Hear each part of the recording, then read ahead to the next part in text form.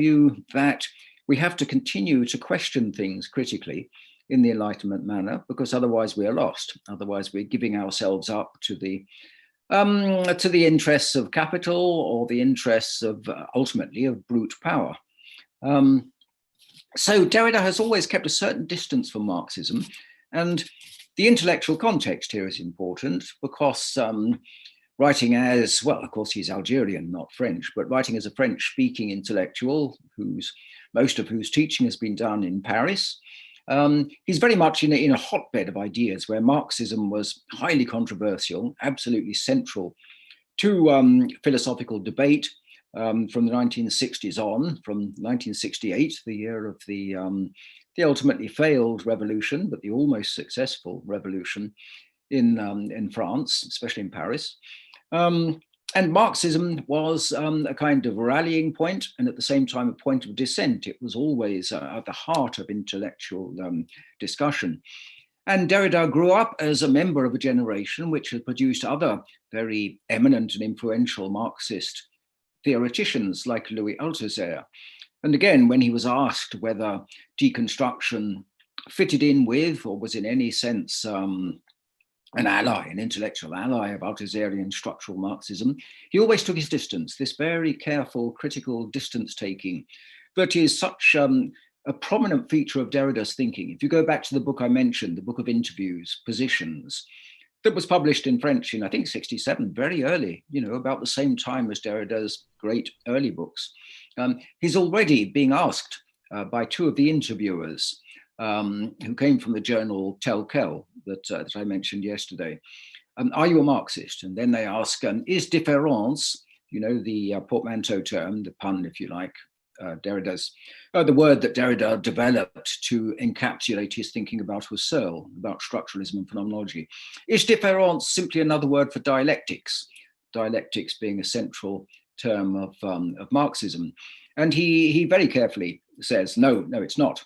There are connections, affinities, there's a relationship between them, but they're not synonymous, and différance cannot be collapsed into or amalgamated with dialectics. And his attitude really is that the kind of thinking that produced that term différance and the kind of thinking that isolated and analyzed those tensions in Husserl's project, the tensions and aporias that I was speaking about yesterday, is not the kind of thinking that could rest content, that could be satisfied with the cruder versions of Marxist theory. Derrida is the first to admit that there are very sophisticated forms of Marxism, and that Marxism in France in his time was the center point really of some very advanced and productive thinking. So he's not one to dismiss Marxism, but he's always expressed an affinity, an interest, an involvement, and a qualified support for the cause of Marxism, but also that cautious standing back, that critical distance he likes to maintain. So this is how things went, if you like, between Derrida and Marxism for most of his life, until in the early 1990s, he published a book called Spectres of Marx. And it was his most sustained and carefully thought out response to Marxism. And it's a book which is broadly sympathetic, at times eloquent, in its praise of Marxism. He's writing this book at a time just after the collapse of the Soviet Union and the Soviet Empire in Eastern Europe. And he's writing it at a time when the demise of communism, the end or the collapse of existing communism, if you like, have been greeted with triumphalist joy by Western right-wing ideologues, in particular by an American guy, a think tank guru called Francis Fukuyama, who wrote a book called The End of History and the Last Man. And it's a book which basically argued that we had reached the end of the period of, it's a very postmodernist book, really. We've reached the end of the period of grand narratives. There were no longer any contesting world systems. With the collapse of communism in Eastern Europe, Western liberal capitalism, or capitalist liberal democracy, however you want to describe it, had become the only belief system that had any kind of credibility in the world. So with the end of communism, there was no longer anything to resist, to fight back against, or to define itself in opposition to liberal capitalism. And therefore, Fukuyama said, and in this respect, he's really following Hegel. He's following some speculations that you first find in Hegel. We've reached the end of history. Obviously, not the end of history in a literal sense. Things will still happen. Time will go on. There will be developments. There might even be wars.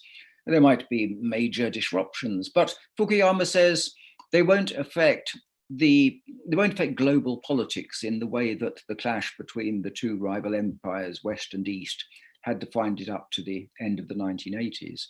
So Fukuyama says that in the end, liberal capitalism or capitalist liberalism, or the social and civic and political institutions of the West had won. They'd won this war, and this had ushered in not an age of perpetual peace, which is a very Kantian idea, but an age of calm and uneventfulness in terms of major world historical events or global transformations. This is the context in which Derrida published Spectres of Marx. And it's an extraordinary book. It's a passionate, eloquent book. It starts off by quoting from the Communist Manifesto. A spectre is haunting Europe. This is what Marx and Engels wrote in the Communist Manifesto. And it takes up that metaphor of spectres, ghosts, haunting, which Derrida develops in a very poetic style, really. He extends and sort of extrapolates from the metaphor of haunting. And he points out that this kind of triumphalist rhetoric that you get in Fukuyama and in other Western commentators on world events is rather like a kind of it's trying to exorcise a ghost. You know, they cheerfully denounce Marxism, they conflate Marxism and communism, or communism as it existed in Eastern Europe, and they welcome its demise as they see it, and they celebrate its demise with a kind of manic intensity, a kind of over-the-top celebratory abandon, which Derrida says reflects a certain neurotic fear that it might just come back. And Derrida goes on to say that Marxism has always haunted the discourse of capitalism. It has always hovered at the edges as a kind of threatening presence, which has to be abjured and driven back and exorcised, if you like. He also brings in a reference to Hamlet, to Shakespeare's play, Hamlet, which opens, if you remember, the opening scene, has to do with the ghost. It's the ghost of Hamlet's father, who has come back to tell his son, Hamlet, that he's been murdered by Hamlet's father, who has now married Hamlet's mother. In other words, he has usurped the place of Hamlet's father as king and as husband. And he's come back to tell Hamlet to avenge his death by killing his uncle, who has taken over. So these themes of haunting run through the book. And Derrida is like Marx himself, actually. Marx's writings are full of literary echoes, allusions, quotations, parallels. And Derrida's the same. He's read a lot of Shakespeare, and it's left traces in his mind. So he's not quoting for effect or to show off his knowledge. He's doing it because it comes naturally, in a way. He's a very retentive reader. He is haunted by phrases and images and metaphors from Shakespeare and lots of other writers. So this book, Spectres of Marx, is Derrida's most considered and his most developed response to Marxism. And as I say, it's become a very influential text. There's a whole school of deconstructionist criticism that devotes itself to, well, what Derrida calls in one of his pieces of wordplay, hauntology. So instead of ontology is the branch of philosophy that has to do with things, things that exist, things, real world things out there, what actually exists. That's ontology, philosophical ontology, as opposed to epistemology, which is concerned with what we know about things, the scope and the limits of our cognitive powers. So instead of ontology, Derrida talks about hauntology, Hauntlogy, Hauntology. Yes, that's right. This has caught on among Derrida's readers and people who write under the influence of his writings. And it's the idea that when we read Marx, we should always recognize that Marx is speaking of what you might call regulative ideas. I mentioned this morning that when Derrida reads Kant, what he tends to focus on is the idea of things like democracy or freedom or progress or enlightenment itself as regulative ideas, not things that can be fully realized, cashed out, achieved, and accomplished at any point, but things which always exist in an imperfect form, which admit of advances, but also occasionally of setbacks, but which continue to exert a kind of compelling ethical and political force on us because they're things to be striven for. And Derrida says we should always read Marx in those terms. When we read someone like Fukuyama celebrating the end of communism and the end of Marxism, we should recognize that what they're talking about is actually existing communism as it did actually exist in the Soviet Union and its satellite states. And we shouldn't be satisfied with any existing example of communism or of Marxism, because the term doesn't have that kind of direct referential import. It always evokes something which is beyond present reach and always possibly beyond all future reach, which is not to say it's unreal or pie in the sky or a pointless illusion or anything like that. It is to say that it has that status of being a regulative and directive idea toward which we can steer our thinking, if you like. Derrida's, if you want to get some idea of where Derrida stands politically, those are probably the best points of reference. He is certainly on the left. He's a critical thinker. He's deeply critical of established institutions. But again, he tends to approach them through particular areas like education. I said this morning that he was very active in the movement to prevent the government from cutting back on the number of hours devoted to the teaching of philosophy in the French lycées, in the high schools, in the educational system. So he tends to approach things from a specific area where he has the knowledge, the expertise, the influence, and the power to change things for the better. He was never, like Sartre, to be seen in big street demonstrations or out on the streets, facing the riot police or that sort of thing. He was never a public intellectual in that very conspicuous way. And many people would say that Sartre, to some extent, damaged his thinking and his reputation by becoming too quickly involved in those causes. So Derrida's more cautious than that, but he's not evasive or trying to avoid taking sides in a kind of strategic way. But there are other aspects of Derrida's political thinking which are worth looking at. And one of them has to do with autoimmunity. This is another of the short poems about Derrida's, likewise, short recent books. It's on page 19, if you want to have a look at that. I'll read the poem and then I'll go back and talk about, about what it means, basically, and how it connects with Derrida's thinking. Autoimmunity is a term with too much resonance, I suppose, at present, considering the crisis we're going through at the moment. But it's a medical term. It has to do with the body and its defenses and its means of fighting off and resisting infections. But it also has to do with a kind of self-induced illness of the body itself, the way that systems can go into overdrive and become self-destructive. So a quote from Derrida's book Rogues, which is one of his more political books written toward the end of his life. He says, "Between the immune and that which threatens it or runs counter to it, The relation is neither one of exteriority nor one of simple opposition or contradiction. I would say the same about the relationship between immunity and autoimmunity. Okay, the poem. It's, by the way, the photocopy you have is from the proofs, and the typesetter, well, I don't know if typesetters exist anymore. They don't, I suppose. The setter up didn't realize it was just one poem. It's a sonnet, 14 lines. And so they left a gap in the middle. That's been changed for the published version. So many things may turn autoimmune.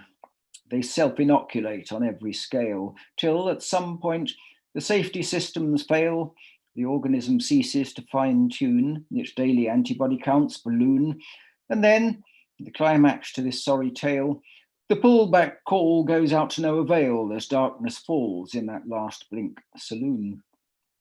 So likewise nation states self-immunize against some real or fancied foreign threat, which turns out their own death wish in disguise, while antivirus programs prove dead set on self-destruct, and hawkish types advise we stake our all on a wild gambler's bet. The way the poem works and the way Derrida's thinking on this topic works is through a kind of regular comparison or a sort of systematic analogy between illnesses or diseases of the body itself and diseases of the body politic. Derrida is saying that, that the body politic can at times put up defenses or forms of resistance which prove too strong for its own good, or for their own good, if you like.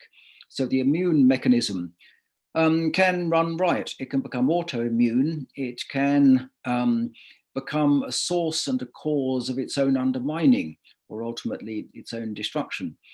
And this idea first came to Derrida, I think, in response to a challenge, a friendly challenge, from the German philosopher Jürgen Habermas.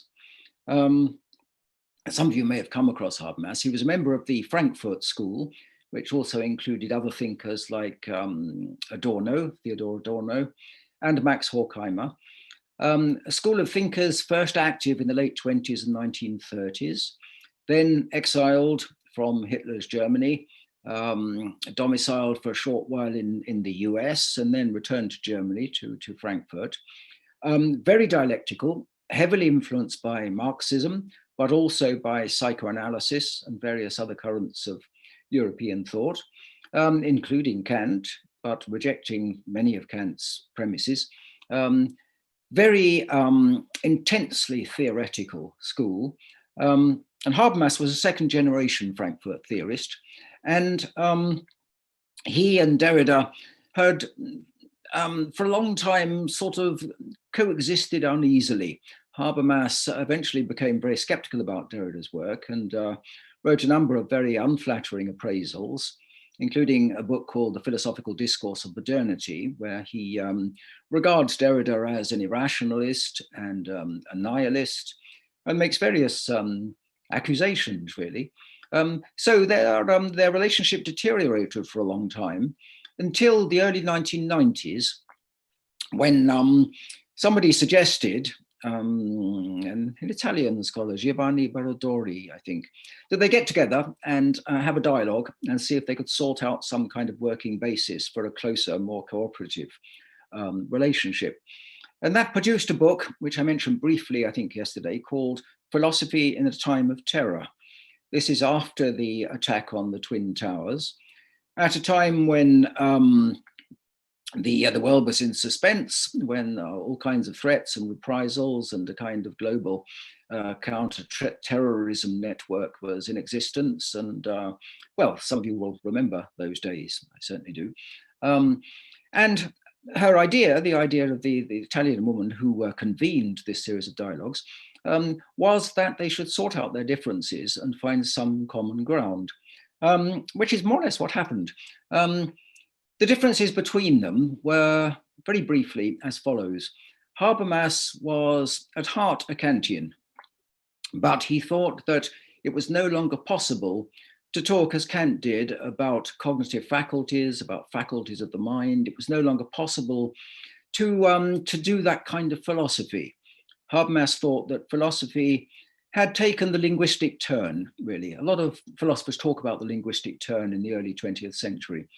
And it was the time at which philosophers in the analytic tradition, the mainly English-speaking Anglo-American tradition, and the continental tradition, a lot of them at least, took a turn toward the idea of language as the most basic concern of philosophy.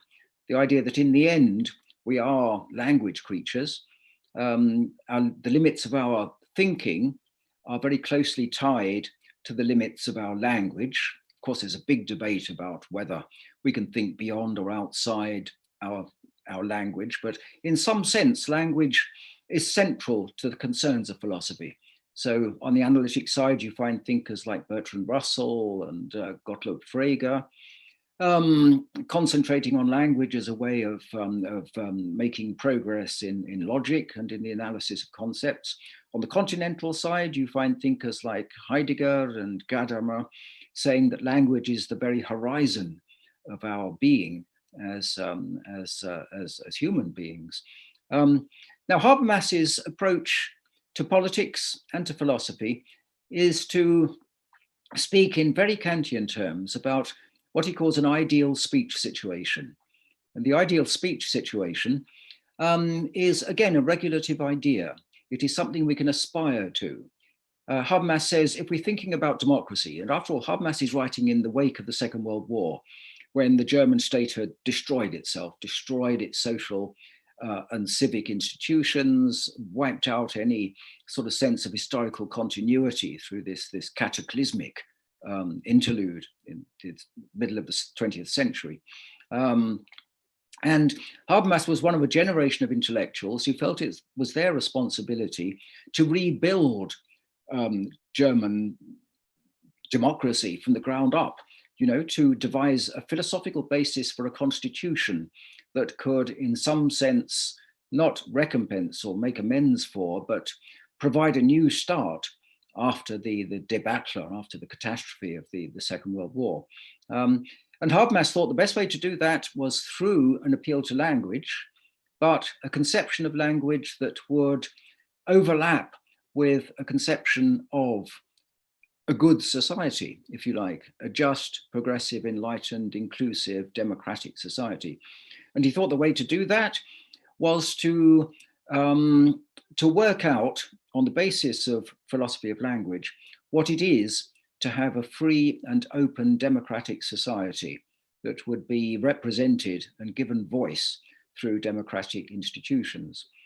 So this is very Kantian, but it's Kant without the metaphysics, if you like. It's Kant without the apparatus of cognitive critique and all the talk of pure reason, practical reason, aesthetic judgment, etc. Those things are still there in Habermas's conception, but they're not treated as autonomous faculties or separate cognitive powers of the mind. Because Habermas thinks we have to start out from language as the most striking feature of our existence in the world as fellow citizens, if you like, in some kind of cooperative endeavor. Now, Habermas, to begin with, before the rapprochement with Derrida, thought of deconstruction as being opposed to his own project. He thought deconstruction was anti-enlightenment, anti-critique, that it was a form of obscurantism, a kind of linguistic mysticism, but it was deeply irrationalist because Derrida is so fond of exposing contradictions and aporias. So Habermas became increasingly disenchanted with Derrida's work, increasingly hostile to Derrida in many ways, until this this opening up that came about as a result of the catastrophe of 9/11. So they came together, and the topic that didn't unite them. They still had disagreements, but they were friendly disagreements, cooperative, if you like, was this idea of autoimmunity, the fact that systems can go wrong, political systems can go wrong, language can go wrong sometimes, in the same way that organisms can go wrong.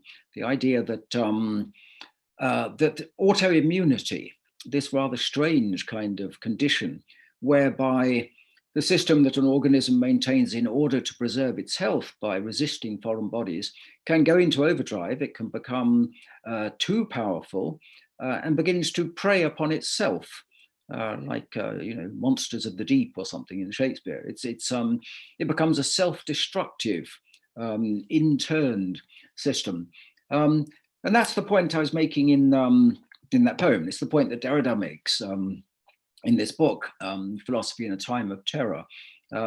There's a kind of huge structural irony about the way that a powerful state will develop surveillance mechanisms and mechanisms of internal policing, defense mechanisms of all kinds, from electronic systems to weapon systems, which can eventually become too complex, too powerful, too potentially destructive for its own good, and which begin to create a kind of a set of internal contradictions, stresses, and strains, which can severely weaken the host organism or the host political system.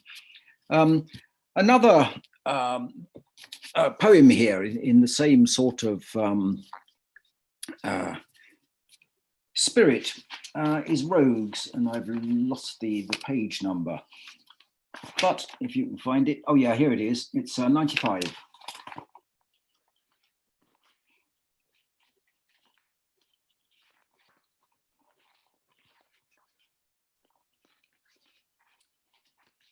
Sorry, these pages are getting shuffled. So here we are. Yeah, Rogues. This is from a book. The epigraph is from a book of Derrida's called Rogues, and he says in the epigraph, the most roguish of rogue states are those that circulate and make use of a concept like rogue state, with the language, rhetoric, juridical discourse, and strategic military consequences we all know. He's thinking about George W. Bush, and he wrote this before Trump came to power, but he would certainly have included Trump. The first and most violent of rogue states are those that have ignored and continue to violate the very international law they claim to champion, the law in whose name they speak and in whose name they go to war against so-called rogue states each time their intentions so dictate. So it's about, in one way, it's about name calling, and it's about this kind of self-implicating irony about the word rogue. Derrida notes that someone like George W. Bush will call a state a rogue state in order to make that state an outlaw, in order to threaten US allies, to say don't have trade dealings, don't support them militarily, don't take their side, otherwise you will become a rogue state. So it's a way of controlling your allies or potential enemies for fear of being called a rogue state by the United States and having all kinds of trade sanctions and political sanctions introduced against you. And what Derrida notes is if you like, the boomerang-like nature of this word. So you call someone else a rogue, it's like throwing your boomerang away. Do you know the boomerang, the sort of typical Australian curved wooden flying device, which you throw, and the aerodynamics of it brings the thing back to you. It circles around and comes back. And if you don't dodge, it will hit you. The boomerang, this boomerang logic, is what he sees at work. And his point is, and this is an interesting feature of Derrida's thinking about this topic, that the word rogue has a great range of meanings. It can be abusive, it can be an insult, it can be a challenge, it can be a threat, but it can have a different kind of rather hearty feeling, if you like. The English critic, William Empson, has written very well about what he calls rogue sentiment. And it can be a way, if you say, oh, you rogue, it's good humored and it's jokey and it's rather sort of convivial. But not in the George W. Bush usage. There it becomes a threat. It becomes a threat with large penalties and sanctions attached. So I'll read you a couple of these. They're sonnets. It's a long sequence. I won't read all of them. It comes back. This is page 95. It comes back like a boomerang. Your shtick of using that word rogue to tell your friends home and abroad that now you're out to kick some foreign ass, that this is where it ends, how it's a fight that only fools would pick, and so they'd better strive to make amends or face your wrath, and live to rue the day they chose the rogues and not the good guys' way. It leaves his hand, sweeps high and wide, then quick as thought comes back to strike the hand that sends the charge, since rogue's a label that can stick to chucker as to chucked at. Just depends on who's the rogue whose local bailiwick is under threat, and who's the rogue who lends his threat an extra boost by some display of moral zeal and talk of hell to pay. So he goes on. So that is very closely connected with Derrida's idea of autoimmunity. So rogue talk begins as a self-protective or defensive aggressive use of insulting terminology to attack someone else, to threaten them, make them feel unsafe, and to bring them on side, if you like, as a strategic thing. But it turns out to be too powerful for its own good. And so the rogues, the state or the president, let's say, who flings out this charge of rogue at another country or another leader, finds it coming back at him like a boomerang.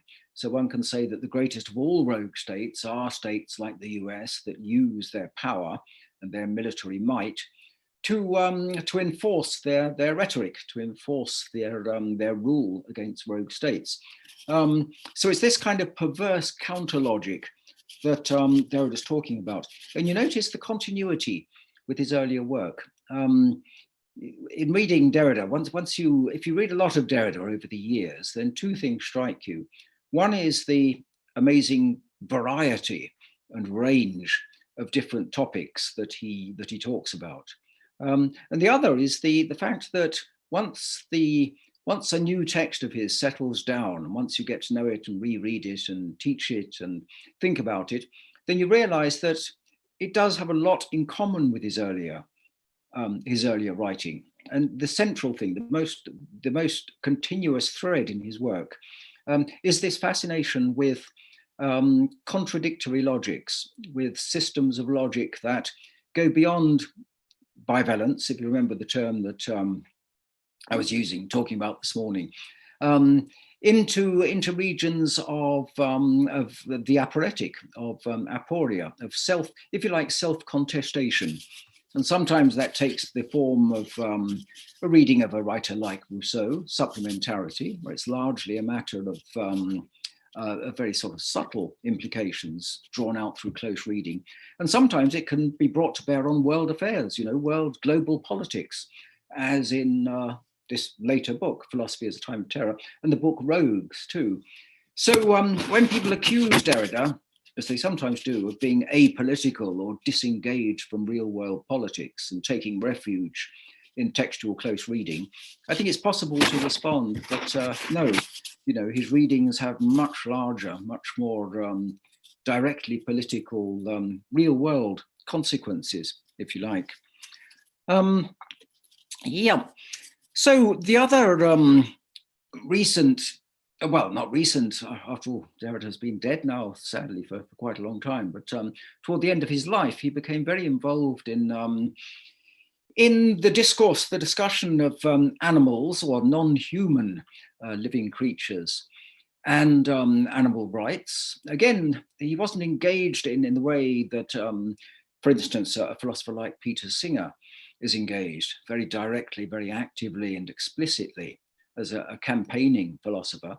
But he wrote a number of essays and then a book, a rather extraordinary, very beautiful book called The Animal That Therefore I Am, which is clearly one of Derrida's rather sort of archly cryptic titles.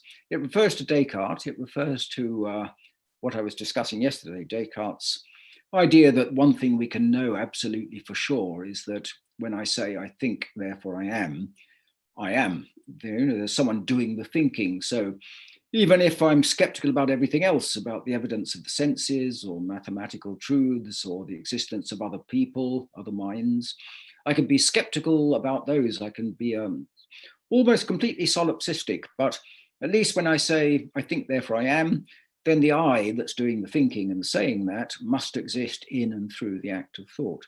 And Derrida incorporates that thought, that quotation from Descartes into the title, that animal which therefore I am. And that has multiple meanings. It's saying, firstly, I am an animal. And this is what most people, at least after Darwin, would accept. You know, there's nothing reductive or self-abasing about that, to recognize what we have in common with other non-human animals. But as Derrida points out in this book, philosophers have not distinguished themselves in what they've had to say about animals. If you look at the history of philosophy, or at least if you look at the history of texts, philosophical writings that are regarded as canonical or as great philosophy, then you find that they've tended to be dismissive or reductionist, or sometimes simply inhumane in their thinking about animals. They've tended to regard animals as being a priori, you know, self-evidently inferior in various ways to human beings. They have assumed that there's something special about human beings that raises them above the level of mere animals, and that's the attitude they take, mere animals. They have assumed that we have faculties like reason, intelligence, the power of speech, self-knowledge, reflectiveness, etc., that animals cannot have. And Derrida's point is that this is done on the basis of minimal reflection on their part. You know, they're claiming to have knowledge of animals, what it's like to be an animal, if you like, a non-human animal, that is, which they cannot possibly have because they cannot read off the mind state of another creature, another human being for that matter, simply from the external evidence. As skeptics have said down the ages, you know, we assume there are other minds because observed behavior of other people is enough to suggest to us that they must have something like the same panorama of inner experience. But you know, we can doubt it. We can doubt, perhaps we can even entertain ourselves with the hypothesis that they're all robots and they have no significant inner life. So the history of what philosophers have had to say about animals is not very impressive on the part of the philosophers. And Descartes is in many ways, the chief villain, I guess. Rebecca, who's here, knows a lot more about this than I do, but maybe she can come back in question time. Descartes thought he knew by some means that animals were purely mechanical, they were robotic. They might have feelings in a very, very basic sense, but nothing that would approximate to the subtlety or refinement or depth of human feelings. He thought that he thought partly on theological grounds, partly on grounds of, I suppose, human self-esteem, really, that animals were self-evidently a lower order or a multiple of lower orders. And there have been exceptions. Montaigne was one of the exceptions. Montaigne famously playing with his cat and thinking to himself, I wonder if I'm really playing with my cat or whether my cat is playing with me. And Derrida brings that up to date, in fact, by introducing us to his cat, and in particular by saying how strangely shy and bashful and modest and awkward, embarrassed he felt when his cat followed him into the shower, when he was undressed in the shower. And he knew that there was no reason to be embarrassed, and yet the cat somehow looked sort of knowing and slightly complicitous, and at the same time slightly aloof, and the whole thing was slightly weird, uncomfortable, you know, not a serious embarrassment, but and that, you know, that made him think. It made him think those thoughts that the philosophers have not allowed themselves to think. It's a complicated book, and as I say, a very beautiful book, but very few philosophers come off very well in it. One of the exceptions is Montaigne. The other exception, the other striking exception, is Jeremy Bentham. Jeremy Bentham was an early 19th century British philosopher who in many ways did a lot of good, actually. He was a legal reformer. He tried to make legal language less obscurantist and Latinate so that people would understand it rather than being bamboozled by lawyers. But he's often regarded as being a very unimaginative and very stolid, uninteresting sort of thinker, because he was he was an instrumentalist, he wanted to get things done and he didn't bother too much about niceties. And although he was a philosopher, he wasn't what most philosophers regard as having a really philosophical intelligence. So he often gets rather written off or written down as being unimaginative and all those bad things. But in many ways, he was practically minded and he was a great reformer and very progressive in many ways. And one of the ways he was progressive was that he was way ahead of his time in his thinking about animals. And perhaps the single quotation in Derrida's book that gets his absolute wholehearted admiration is when Bentham says, do not ask about animals. He says, do not ask can they reason or can they think, but can they suffer? So he asks the question that's at the forefront of the mind of any campaigner for reform in our treatment of animals. But he does it in a typically Derridian way, in that he goes back to the texts, to particular statements and passages from the texts of philosophers from Descartes and Montaigne down to Heidegger and Levinas, and looks at what they had to say. When he talks about Heidegger, for instance, he quotes Heidegger as saying that, that basically there are three kinds of being. There's human being, and human beings are world rich. They're Weltreich. They have a rich life world. They have all kinds of sensations, feelings, thoughts, reflections, relationships, a kind of active and vibrant relationship to the world. Whereas animals, he says, are weltarm, they are poor in world. Again, their life world, they have presumably some kind of life world, Heidegger says, but it must be, and this is what Derrida objects to in Heidegger, why must it be? What do you know about what it's like to be an animal, any kind of animal? But so they are world art, they're poor in world. And then there are sticks and stones, and they are weltlos, they're worldless. Of course, there's no what it's like in being a stone. Well, unless you're a panpsychist, you might think that all matter, not just living matter, but all matter has some kind of consciousness, perhaps a very dim consciousness if you're a stone, but it's a way of getting around the Cartesian dualism, the problem of mind and body.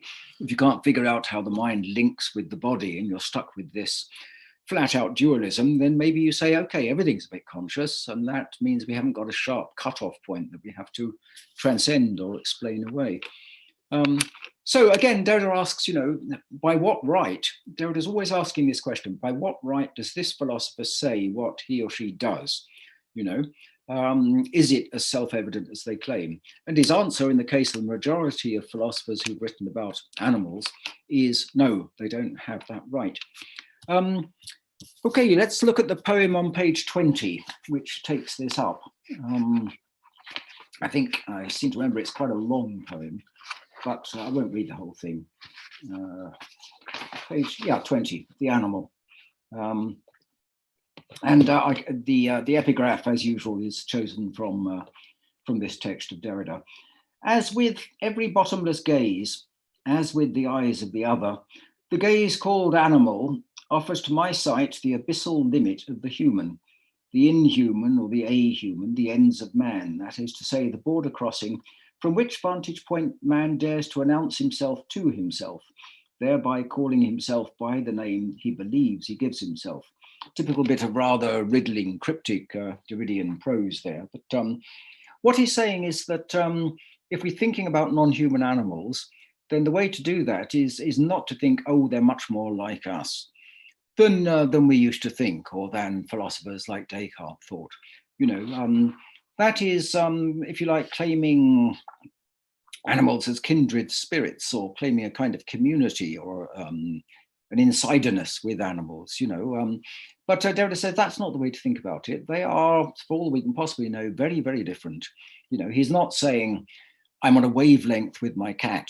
This is why I feel so embarrassed in the shower with my cat. It's because somehow I know she's much more like me, and she perhaps shares my feelings of embarrassment and shame. And so we're in this situation of mutual.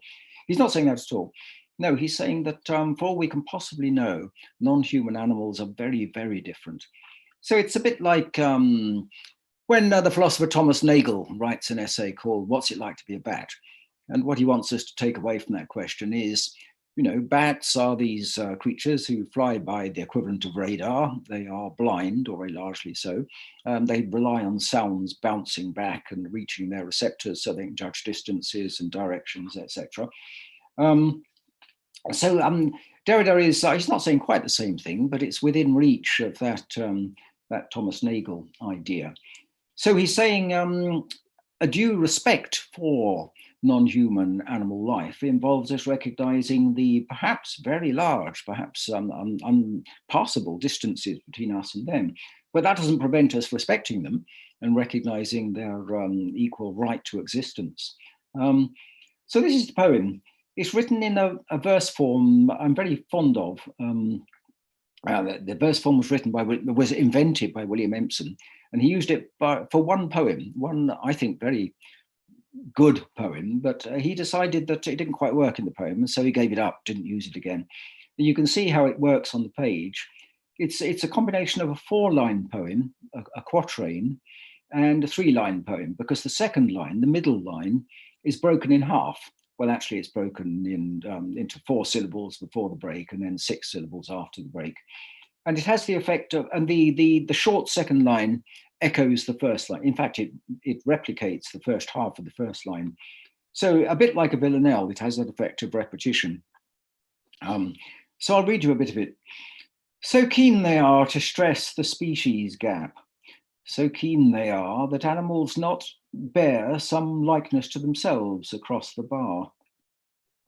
Descartes to blame when they walk head in air. The philosophers, that is. Descartes to blame when they walk head in air. Descartes to blame when they contrive to star in tales that place us humans centre frame.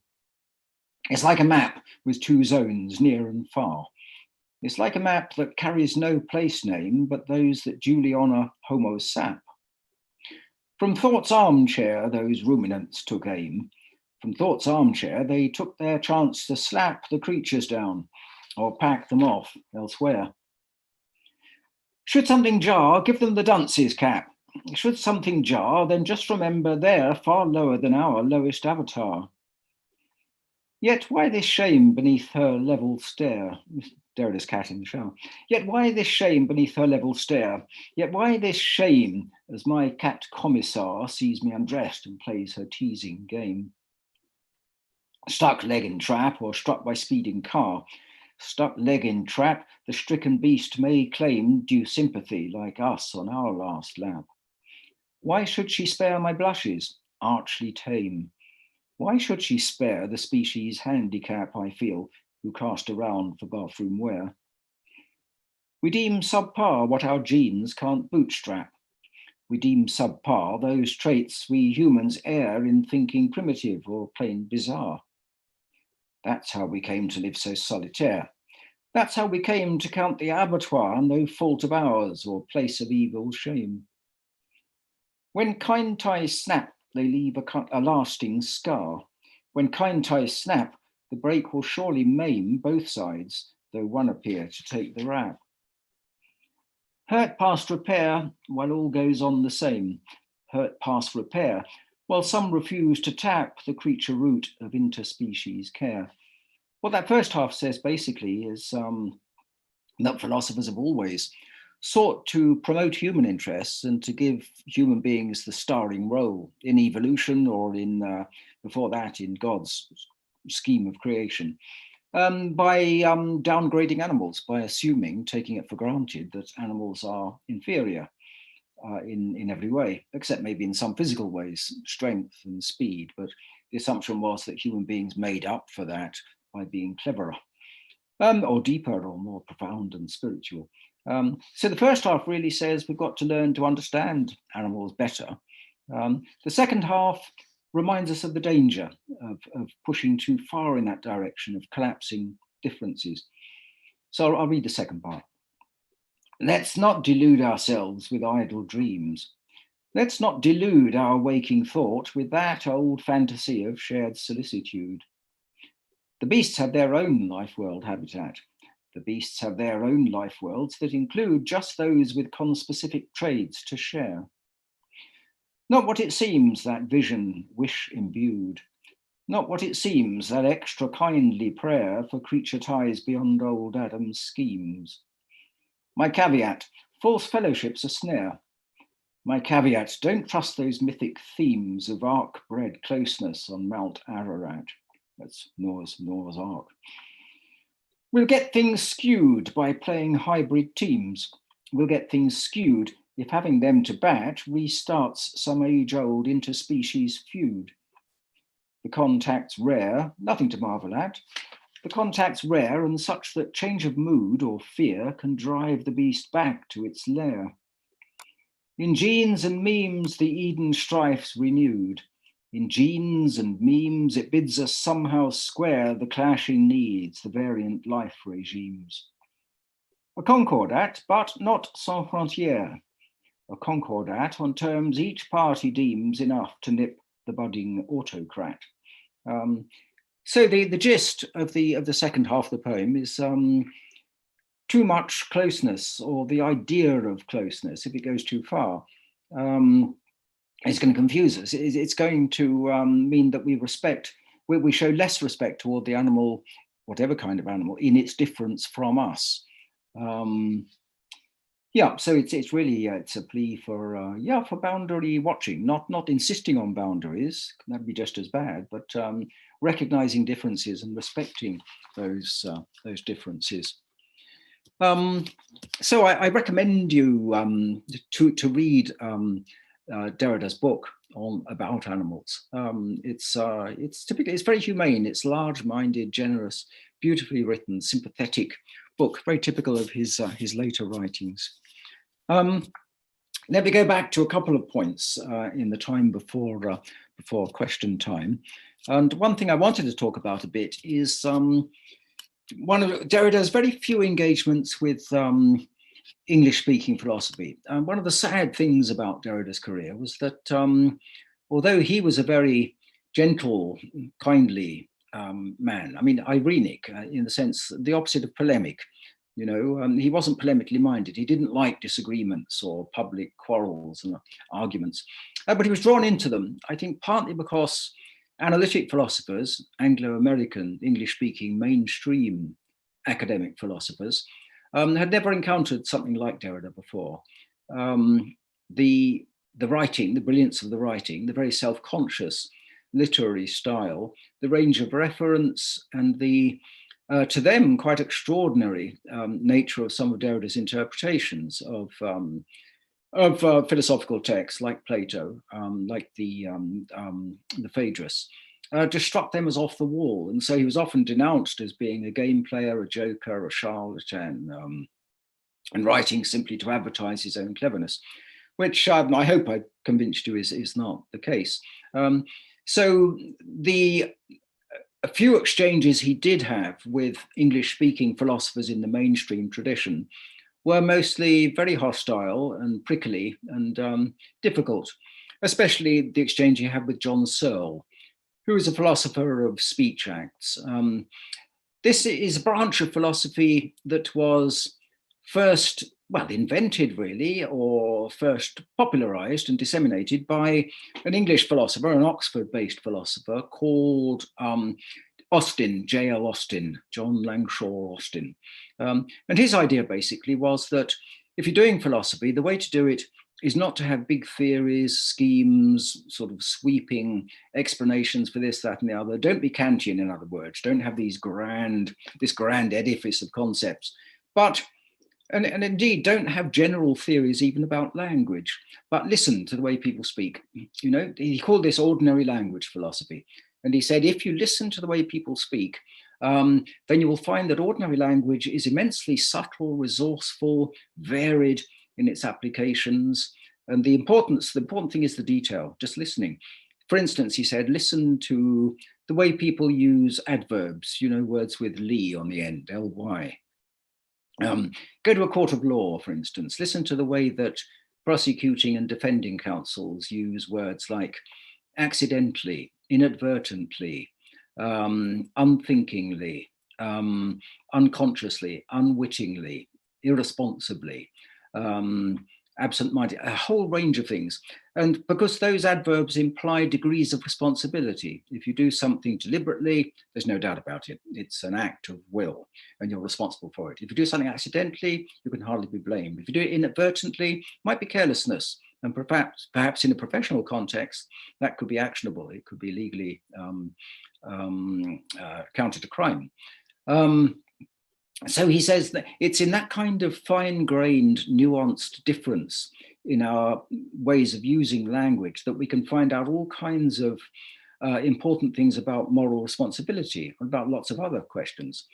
So Austin's asking us to listen to language very carefully. And he says that the other big mistake that philosophers make, apart from system building, is to assume that the typical use of language is to make statements. Whether you're doing logic or epistemology or analyzing the structure of language from a philosophical point of view, it's assumed that basically language is for making statements or advancing propositions which are capable of being judged in terms of truth or falsehood. But Austin says we do other things with words. He wrote a book called How to Do Things with Words. And he said we can promise, we can threaten, we can vow, we can commit ourselves, we can persuade, we can cajole, we can implore, we can do a vast range of things. So the content, the semantic content of the phrase is less directly important than the context in which you utter it. When you get married, you know, you say, I do, or I hereby, or I hereby vow, I plight my troth in old-fashioned usage. So we do things with words. He called them performatives. And he said that this is in many ways, the most important aspect of language. It's not what we mean in the sense of the content of the statement analyzed in terms of propositional logic. It is the action we perform. So if you've said I do in the context of a marriage service, so long as the circumstances are right and you're not previously married and the person conducting the ceremony is qualified to do it, it will have decisive consequences. It gets you married. If you make a vow or if you issue a threat, that can have real consequences. Derrida read Austin. Derrida went to Oxford. He was there during his early career for a short term. He was fascinated by this. And obviously he felt a deep kinship with Austin. But he raised problems with it. He pointed out that, that Austin is too quick in distinguishing between serious, normal speech acts, what he calls serious normal speech acts, where you do something straightforwardly and it has effects in the world. It affects your status as being unmarried or married or whatever. It affects your financial situation if you're promising a sum of money or signing a check, which is also a kind of speech act, although it's not actually spoken. It's a performative act that you perform. But Derrida pointed out various ways in which things could go wrong with speech acts. And as usual with Derrida, he says, we may find out a lot about the normal case by looking at the abnormal cases. You know, think about, again, the standard example, getting married.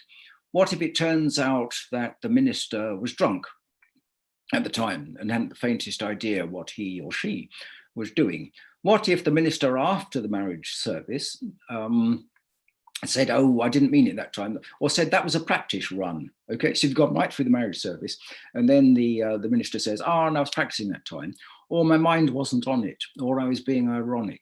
Well, we can solve those cases because so long as the form of words has been uttered and so long as the circumstances were right and the couple were not previously married to other people, it's gone through. But other cases are more problematic because speech acts can function, as Derrida points out, across a vast range of contexts. You know, in fact, it's built into the nature, it's built into the character of speech acts that they are conventional utterances, they are forms of words. And those words have to be able to function in different contexts in order for them to be conventional, to have the kind of conventional force they require. Now, this struck Searle as being totally absurd. The idea that one should take the non-standard, problematic, marginal, slightly freakish, fringe case, if you like, as something to focus on seemed to be him to be completely upside down and crazy. And he wrote a very long, really very irascible, sort of bad-tempered attack on Derrida for this reason. Derrida then wrote an essay in response to him, a very long, riddling, at times very funny article, which made Searle even crosser. And it was very unfortunate. It was a kind of standoff. And everyone who read these essays by Derrida and Searle went away with the idea that there could never be any meeting of paths between analytic philosophy and continental philosophy, which is a great pity. But Derrida's work on speech acts is extremely interesting. I'll read you a couple of examples of this, since I have the poems here, if I can find them. Where are they? Iterability. I'll look it up in the index. That's probably the quickest way. Anyone find iterability? Yeah, it's page 61. I forgot you're all muted actually at the moment, aren't you? So I can't appeal for help. Page 61. Yeah. And I'll quote the epigraph, because this tells you exactly what Derrida is saying when he talks about iterability. Iterability simply means the capacity to be repeated from one context to another. So it's the central characteristic of speech acts. They can be, like saying I do in a marriage service. It could be said in one service, another service, in wildly different contexts, in different companies with different conventions and so forth. But the fact that it's conventional, it's a received form of words recognized for that purpose, means it can be iterated, it can be repeated. So every sign, linguistic or non-linguistic, spoken or written, in the usual sense of this opposition, as a small or large unity, can be cited, put between quotation marks. Thereby, it can break with every given context and engender infinitely new contexts in an absolutely non-saturable fashion. In other words, we cannot specify in advance the range of contexts in which a speech act can function validly, that is. But that, of course, means that speech acts can wind up being used in very problematical circumstances. They are susceptible, they're capable of multiple uses across, well, as he says, a non-saturable, a non-limitable range of contexts. So the poem, no end of ways that speech acts veer off beam. They jump the tracks, swerve wide of first intent. Each variation brings a change of theme. Most speakers like to run a tight regime, but context change till who knows what they meant. No end of ways that speech acts veer off beam. Maybe it's some disturbance way upstream, some context shift that tweaked the way it went. Each variation brings a change of theme. Sense fixed by act of will, the speaker's dream, now fancied free of rocks to circumvent. No end of ways that speech acts veer off beam. As meanings go, we're lucky to redeem the gist of our own messages once sent. Each variation brings a change of theme. Junk vouloir dire, and take one for the team. It's communal, that sense-adaptive bent. No end of ways that speech acts veer off beam. Those lawyers and philosophers may scheme to fix the drift, but find their times ill spent. Each variation brings a change of theme. How think to shield the context-hungry seam from every sense-conferring accident? No end to ways that speech acts veer off beam. Each variation brings a change of theme. I'll read the second one because that sort of completes the thought. Always the thought, whose words are these I cite? The intertext so vast, the link so bleak. Too late we come to claim the speaker's right. The phrases iterate and put to flight all hope their mind to mean, intend and speak. Always the thought, whose words are these I cite? What iterates must soon come back to blight the wish that words in context be unique. Too late we come to claim a speaker's right. We think just keep the verbing tight and don't have speech acts spring a context leak. Always the thought, whose words are these I cite? It's how the truthful turns into the trite, we say, how quote marks launch the hide and seek. Too late we come to seek a speaker's right. My saying so, they deem a joker's slight, a license free for all to snitch and sneak. Always the thought, whose words are these I cite? For think again, What else could expedite your speech intent, save formulae to tweak? Too late we come to claim a speaker's right. It's like poor Crusoe's desert island plight, billed lone survivor in a two-man clique. Always the thought, whose words are these I cite? That's Robinson Crusoe and Man Friday, who turns out to be there on the island with him all the time, previously undiscovered. What whispering multitudes you must invite aboard each time you sail down Speech Act Creek. Too late we come to claim a speaker's right. Those phrases travel far and travel light, repacked with season's goods from week to week. Always the thought, whose words are these I cite? Sense traces linger on, but never quite enough to compensate that lost mystique. Too late we come to claim the speaker's right. Best kid yourself, my one-off purport might, just might, get through by some linguistic freak. Always the thought, whose words are these I cite? Too late we come to claim a speaker's right.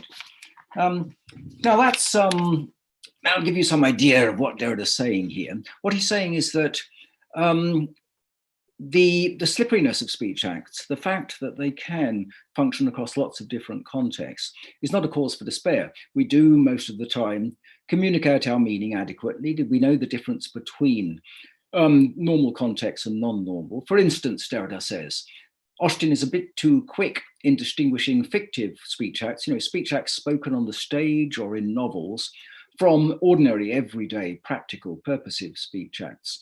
And Derrida knows perfectly well that the reader of a novel is not going to confuse Jane Austen's agreement to marry, not Jane Austen's, Elizabeth Bennet's agreement to marry Darcy in Pride and Prejudice with a real life engagement promise or vow or contract. He knows the difference, the reader knows the difference, we all know the difference unless we're really quite deranged. But what he is saying is that Austen is too quick and Searle is far too quick in assuming that, that the normal speech act is strongly normal in the sense that it exerts some kind of control over the range of contexts in which speech acts can be used intelligibly.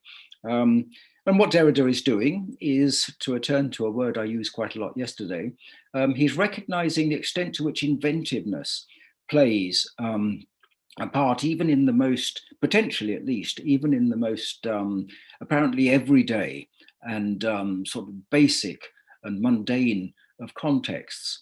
So this is partly why there's developed this hostility toward Derrida, I think, among English-speaking philosophers, because they misrecognize what he's doing. They think it is mere mischief-making. They think he's trying to, well, in a phrase that he takes from Austin, play old Harry. It's very old, well, it goes back to my boyhood. My father used to talk about playing old Harry with something.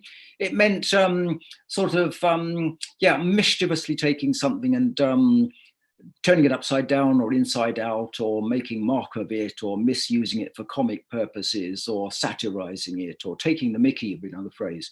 And they think this is what Derrida's doing. They think that he is taking the mickey out of philosophy. Philosophy deserves more respect than that, they think. But he's not. He is pointing out things that have been closed off prescriptively by philosophers, possibilities of interpretation, possibilities of speculative thinking, that have, closing them down has impoverished the extent to which philosophy can be an imaginative as well as a responsible analytical activity. Derrida is fully aware of the necessity for philosophy to be rigorous. It's a word that's not foreign to his vocabulary. He uses it a lot. He recognizes there are needs for disciplinary protocols, for the recognition of certain standards of truth in reading, truth in interpretation. He's not denying those things, but he's saying that they can at times be applied in ways that prevent people from recognizing the leeway, if you like, or the margins, what exists on the margins, and can exert a productive, generative pressure on mainstream discourse. Now, he's always tried to keep those possibilities open without being merely game playing. Okay, this might be a good point perhaps to open up the questions. Do you think?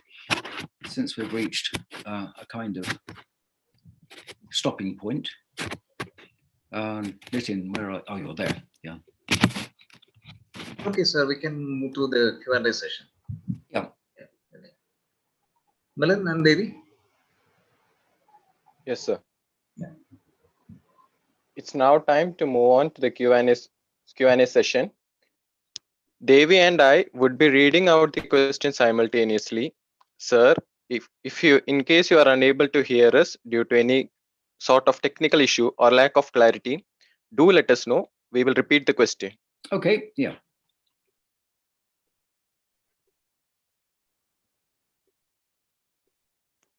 The first question is from Dr. Sunanda Mukherjee. Would you like to connect the predicament of the contemporary polarized world to Derrida's idea of an unresolvable aporeatic condition? Would you describe this condition as the pharmacon? I think the difference is that very often the problems of global politics at the moment come down to sort of flat misunderstandings and conflicts and clashes of system, and very often to corruption and to duplicity and to a whole bunch of vices, human vices, social vices, political vices, that that don't have either the complexity or the sort of redemptive promise of the aporias that Derrida talks about. I mean, in one of the books I discussed, in Rogues, for instance, he is addressing current world problems very directly. But that, in a way, is the exception. I mean, he's talking about a particular degraded kind of political name calling or mudslinging, if you like, particularly crude form, which comes back like a boomerang, as I said, as he says, and sort of creates problems for the person indulging in it. But I mean, that is rather different. That is a sort of large-scale knockabout politics, if you like. It's a playground fight raised to the level of international politics. And although he writes about that sort of thing and he deplores it and he does what he can, what little he can really, writing after all from a fairly specialized quarter of academia, yeah, his main interest is in much subtler questions and aporias. And aporia, after all, is a distinctly philosophical thing. In order to be discussed to any effect, it involves a good deal of analysis, logical analysis, as well as close reading, textual analysis. Whereas I think, I mean, it's noticeable even in Spectres of Marx, which is his most directly political book.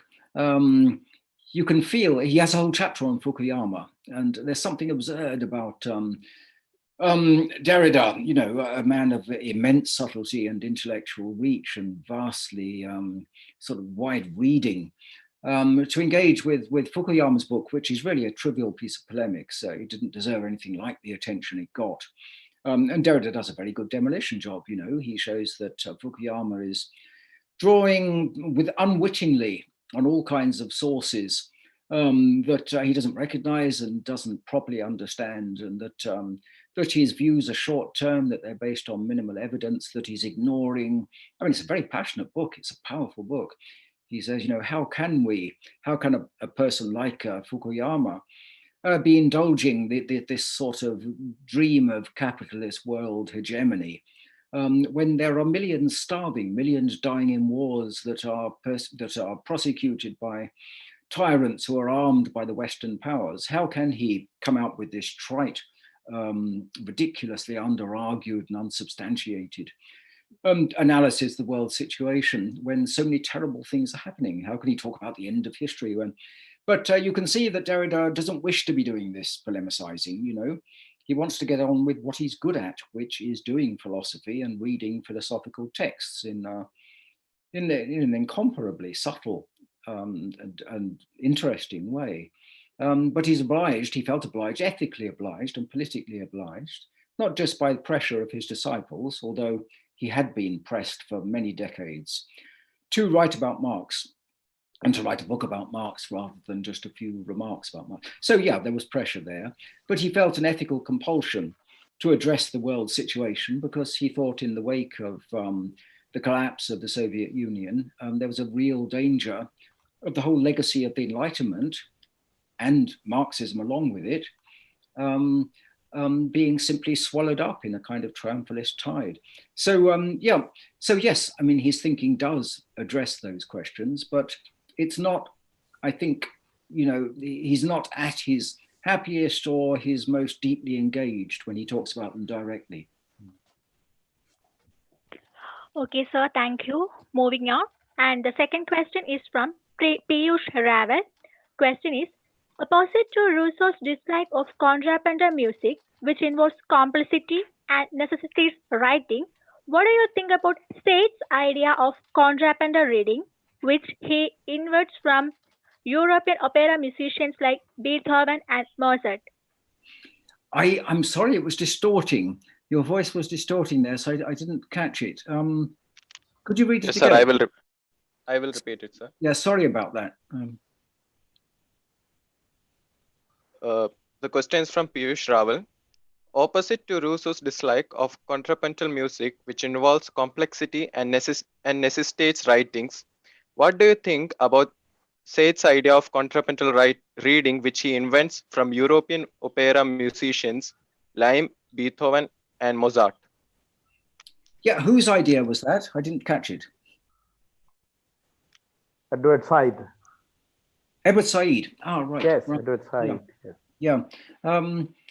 Well, Derrida's thinking is contrapuntal thinking, I think. It's, I mean, some people have tried to develop the idea of a connection between Bakhtin, the Soviet literary theorist, and his idea of dialogical writing, his idea that the novel is the most dialogical of forms, and in that sense, the most democratic of forms. And there's a kind of counterpoint of voices.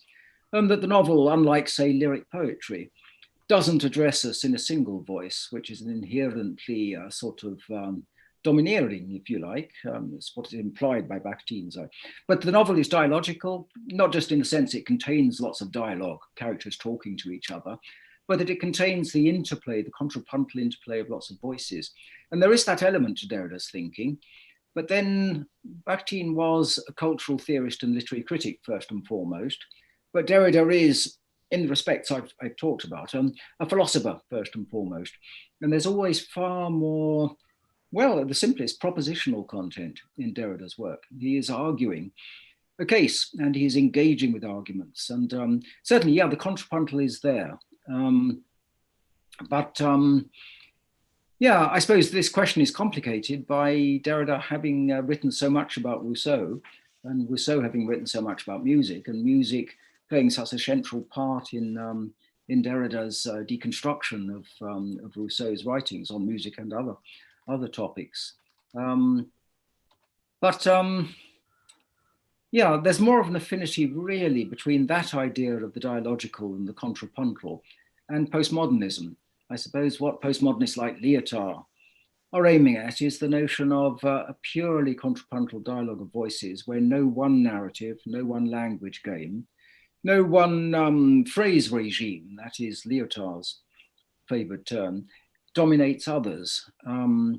So it's the idea of an interplay of equal voices where none of them have undue weighting, if you like, or prominence or dominance, harmonic dominance. Yeah, but that gives rise to problems, I think, partly because if you take Lyotard's view, and if you think that, well, if you think with Lyotard that whenever we argue against someone else's point of view, we are committing a wrong against them, because after all, we see things differently, and therefore we're not able to fully engage with their point of view on their terms. Therefore, we are overriding their terms, their criteria. Lyotard gets this from Wittgenstein, from the philosopher Wittgenstein, from his late writings, philosophical investigations. And it's the idea, it's a very anti-Enlightenment point of view, really. It's aimed against the notion that that anyone has any right to claim to interpret someone else's culture on terms that are not theirs. And in some ways it's good. It's good in the most obvious way in the post-colonial context, where a colonizing power has imposed a narrative or a set of narratives on the colonized, and where their version of events has been forced educationally or politically on the colonized. Yeah, certainly.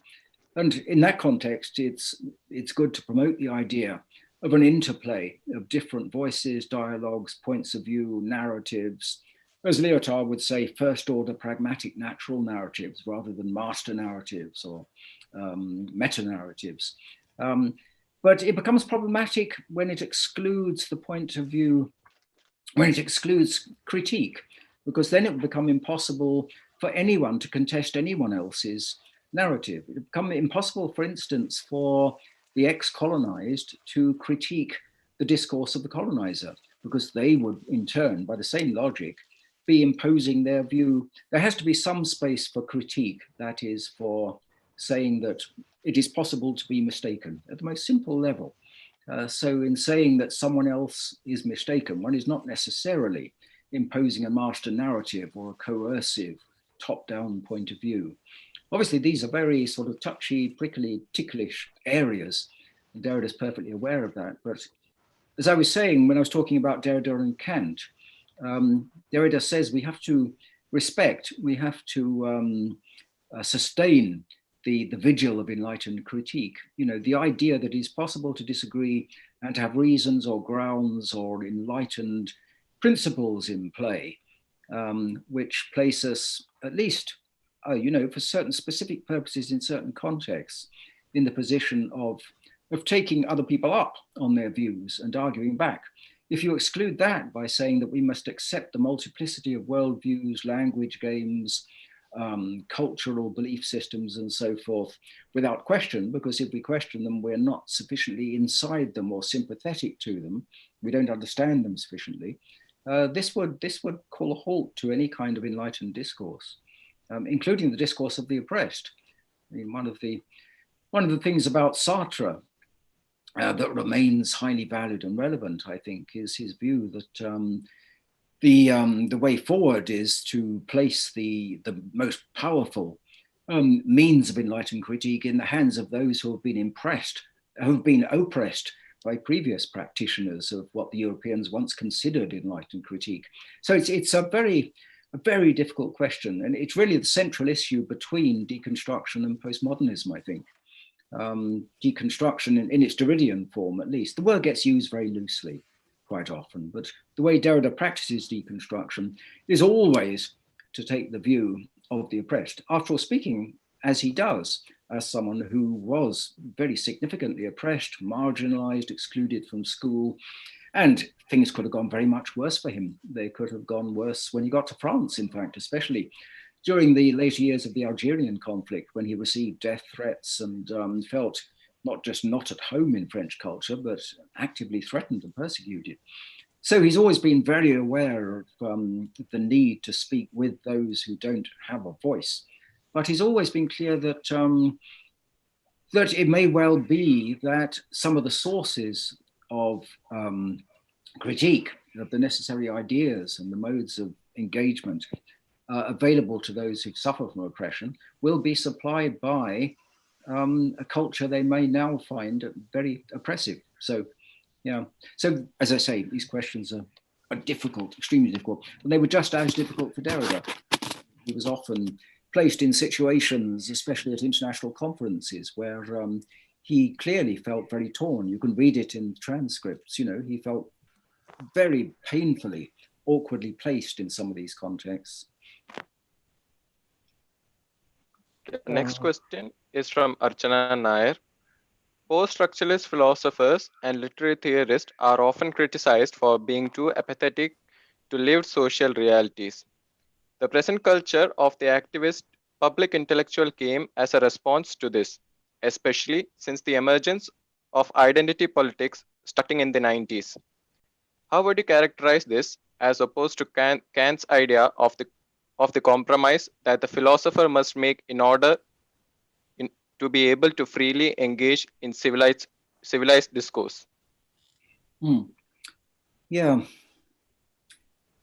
Well, it's the Kantian position is in a way rather difficult to defend. I once wrote an essay about that and sent it off to To a specialist magazine, really, a Kant magazine, and the editor accepted it. It was published in the next number of the journal, but the editor actually wrote an introduction to the number saying that I couldn't be right about Kant because he would never accept such an unprincipled fudge, if you like, compromise solution. The idea that the philosopher should surrender all right to have any kind of active influence or right to intervene in practical politics seemed to her a very bad misreading of Kant. But it's there, all right. It's there in print. It's there in black and white in Kant's political writings. The political writings weren't quite as well known or widely circulated or even translated at that time. But yes, I think, I mean, there are 2 points here. Firstly, the historical, contextual point that Kant was in a difficult situation, that it was very difficult for him to maneuver his way around the conflicting pressures. On the one hand, intellectual responsibility and the need to defend the right to enlightened dissenting politics. On the other, the need to preserve the right to publish at all, because he was threatened with having his books banned and having a veto placed on publication of his writings. So he had to maneuver his way around. As to the point about identity politics, well, yeah, I mean, what I'm doing, I'm not expressing my own view. I'm really talking about how Derrida stands on this. I mean, he wasn't against identity politics in the sense that he thought we should always argue from a Kantian position of the representative intellectual speaking up for rights to freedom of expression, democratic social existence, etc.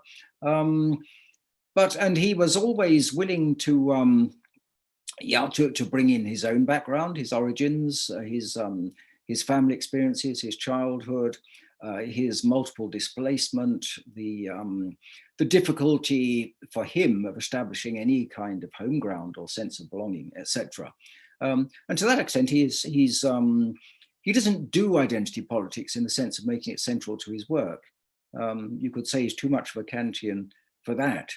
But I mean, he's always willing to admit on his own part, and when he's writing about Rousseau, about Celan, the poet, when he's writing about Husserl, I mean, he's perfectly happy to talk about Husserl's particular placement as a German philosopher married to a Jewish woman, as a university professor, as one who taught Martin Heidegger and who felt deeply betrayed and very bitter against what he saw as Heidegger's treachery, because Heidegger became, a card-carrying Nazi party member and made life very difficult for Jewish members of faculty. And this, I mean, he's far less, as I said in the lecture, he's far less purist about that than the American New Critics, who placed a veto on biography or intellectual background or cultural history. It was just the words on the page. Derrida's never taken that extreme purist view. So as far as he's concerned, since after all, there is, as he said, nothing outside the text, it's not just the text you happen to be reading at the moment, the text of Rousseau or Plato or Celan. It's the other texts, it's the biographical texts and the journals and the history books and everything that might have a relevance. So Derrida can afford, on his own account, to be pretty liberal when it comes to what counts as the words on the page. It may extend a very long way from the particular individual text that he happens to be talking about. So identity politics in that sense, in that broader sense, certainly comes into it. But the more recent, more exclusively identity-based politics that is more popular, at least in left-wing circles in the US, I guess, than in Britain, he had very little to say directly about that, and I think would have found it pretty unsympathetic. Yeah. Okay, sir, thank you. Also, please do let us know if our question is unclear to you. Yes. Okay, and the next question is from Govind. Sir, could you please dwell upon the philosophical distance between Wittgenstein and Derrida on the highway of human language? Yeah. Derrida had very little to say about Wittgenstein. He had a lot to say about J.L. Austin, who is the closest thing to Wittgenstein in a way, as far as Derrida is concerned. Because Austin and Wittgenstein were both doing ordinary language philosophy, but doing it in rather different ways. The later Wittgenstein, this is, not the early Wittgenstein. But there have been various commentators on Derrida who have said that there are connections between them. I think there are two ways of looking at the relationship. One of them is to say that they are really very distant from each other, because Wittgenstein in the end is saying we can only appeal to ordinary language. You know, Wittgenstein says, the later Wittgenstein says, philosophers have got it wrong because they have used language in a very specialist, a rather distorted, narrow way. They have turned it to their own purposes. And so a lot of the big philosophical problems about other minds, about knowledge, problems in philosophy of science, problems in ethics, come from this habit of distorting ordinary usage and turning it to specialist philosophical purposes. And this creates obscurity, it creates artificial problems, it throws up obstacles at every turn. And so Wittgenstein says what he's doing, what he wants to do is to talk philosophy down. He wants to coax philosophers down from the heights of abstraction and from the rarefied heights of their specialist vocabularies. And he wants to give philosophy peace, he says. And he's famous for having told his students in Cambridge, give up philosophy, you know, don't waste your time doing philosophy. Be anything you like, be novelists, be painters, be bricklayers, be, you know, whatever takes your fancy. But don't do philosophy, because philosophy is full of self-generated, self-inflicted puzzles, self-induced dilemmas, if you like. And he thought that if only we could get philosophers to talk plain English and to cease their habit of reconstruing and reinterpreting words and getting themselves into linguistic models, then there'd be no place for philosophy. Everyone could give up philosophy. Of course, the huge irony is that it had just the opposite effect. Because if you go to your library, your university library, and look at the philosophy shelves, or 20th century philosophy, you'll find hundreds of books on Wittgenstein. So far from actually stopping people doing philosophy or inducing them to stop, he's in fact encouraged this enormous proliferation of very often extremely boring books about philosophy. So that's one way of looking at it. In that case, Derrida would be doing just the opposite. Derrida is saying, these philosophical texts that I read are fascinating. And the more you look at them and the more carefully you read them, the more fascinating they become. And that's what he does with Rousseau, and it's what he does with Austin. You know, he's saying the standard way of taking Austin, John Searle's way, is to close down problems and to take everything for granted and to say, well, ordinary language just is the source of wisdom. And speech acts just are ways of getting practical things done with words. And we know the difference between normal speech acts and non-normal speech acts on the stage or in a novel. So Derrida is saying just the reverse. He's saying, really read Austin. You find he's strange and witty and slightly perverse at times. And he's very funny to read. And he's very often raising problems more than settling problems. It's just that his commentators have played down the problems or concealed them or simply not spotted them. So in that sense, Derrida is he's Wittgenstein in reverse. All they have in common on that understanding is that they are, they're looking at language very carefully, but Wittgenstein is looking at it carefully in the hope of not having to look or saving other people the bother of looking at it. Whereas Derrida is hoping he'll persuade other people to read in the inventive, in his sense, a way that he does. But that all applies to the standard way of interpreting Wittgenstein. There's a whole other school, whole other way of reading Wittgenstein, which is represented by, well, in particular by Bausmer. I think he was Indian, as a matter of fact, but he taught in the US for many decades, and he's usually classified as a US-based philosopher. But okay about Bausmer, his initials were okay, strangely enough. And his version of Wittgenstein was different because he looked in a very Derridian way. He looked for the problems, the strange things, the odd metaphors, the way that occasionally Wittgenstein's language runs away with him, the way that it opens up possibilities for creative readings, which would probably have struck Wittgenstein as being perverse and going against his intention. But Baalsma doesn't see that as any reason to stop doing it. And the chief, I think he's dead now actually, but the Derridian, well, there's a book called Wittgenstein and Derrida by Henry Staten, who was a student of Baalsma in the States. And he takes the same line as Baalsma. He says that if you read Wittgenstein after reading Derrida or alongside Derrida, then you will find there's much more of Derrida about Wittgenstein than you might think if you read the commentators, or most of them, on Wittgenstein. But, and I think this is true. You know, some of Wittgenstein's metaphors don't do what he wants them to. You know, if you look at them and look at their implications and draw the implications out, then in fact they create all kinds of interesting problems that Wittgenstein seems intent on laying to rest. You know, he wants to get us unhooked from these philosophical problems, but all the evidence is that his writings have had just the opposite effect. I mean, the sheer number of books and articles published every year on Wittgenstein is just staggering, depressing, I think, in a way. So yeah, in answer to the question, it depends which Wittgenstein we're talking about, the Wittgenstein of the majority of mainstream commentators, or the Wittgenstein that is rediscovered by isolated voices like Baalsma and Henry Staten. Thank you, sir. The next question is from Subhabroto Banerjee. Sir, could you please elaborate a little on Derrida's concept of externality? Of externality? Externality. Yes, sir. I didn't know he had a concept of externality, actually. Is that the right term? Yes, sir. The one who asked the question has typed it as externality.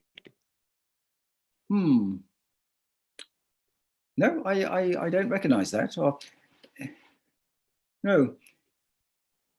Okay, sir. Let's move on. Shall we move on to the next question? I think so, yes. I mean, he uses the word external in various contexts, and probably most often in the context of the general idea of what is external to the text, I suppose, what stands outside. Let's say, yeah, the realm of reference, which is external to the signifier-signified relation. But otherwise, no, extimity, but that would be something he gets from Lacan, but that's not really one of Derrida's. Though I'm slightly puzzled by that. Okay, sir. The next question is from Dr. Rebecca Humphreys. Does Hume get a mention in Derrida's The Animal That Therefore I Am? Hume too, along with Bentham and Montaigne, was unashamed about using anthropomorphic language. Also, does Derrida talk at all about anthropomorphic attributions, some of which are justified and some unjustified? Yes, he does. Yeah, and he talks about it largely in the context of literary references like Aesop's fables, and he's very ambivalent about that. Really, he thinks that we can learn some really interesting lessons, some very complicated and often very sort of ironic lessons about our habits of anthropomorphic projection from reading Aesop's fables. He's very keen to find writers like Aesop who are able to turn the tables on human beings by pointing out resemblances and differences between animal and human behavior. And yeah, he's very aware of the dangers of anthropomorphic projection onto animals. Yeah, he thinks it leads at best to a kind of false sentimentalism about animals, which can itself take very unhealthy turns. If you think about some of the things that are forced upon dogs, for instance, partly through specialist breeding for purposes of exhibition, by overly sort of sentimental or by sheerly competitive owners. Yeah, so he's very aware of the dangers of projection.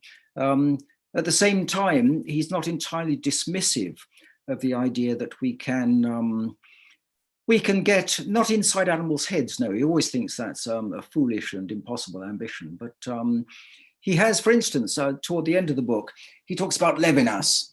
And Levinas is known to philosophers for having advocated a particular fairly extreme view of ethics, which involves regarding other people as being utterly other to ourselves. He says Levinas says, the first rule of ethics, really, if we want to speak about rules, is never ever to project our own wishes, needs, desires, priorities, ambitions, or anything onto other people. We have to recognize as a precondition for any ethical thinking that is genuine, that other people may differ from us so radically that we should not presume to know what they want or need.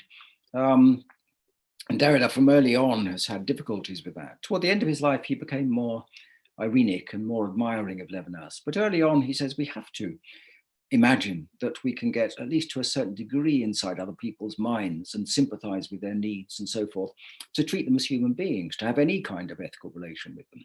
But in the Animals book, he recalls an anecdote that Levinas narrated about his experience when he was in a prisoner of war camp. And the prisoners who'd been worked very, very hard, desperately hard, were going home each day and a dog would come to see them. I forget the dog's name, Bobby. I think it's Bobby. Yeah, that's right. And they came to think of the dog as, that the dog became enormously important to them collectively.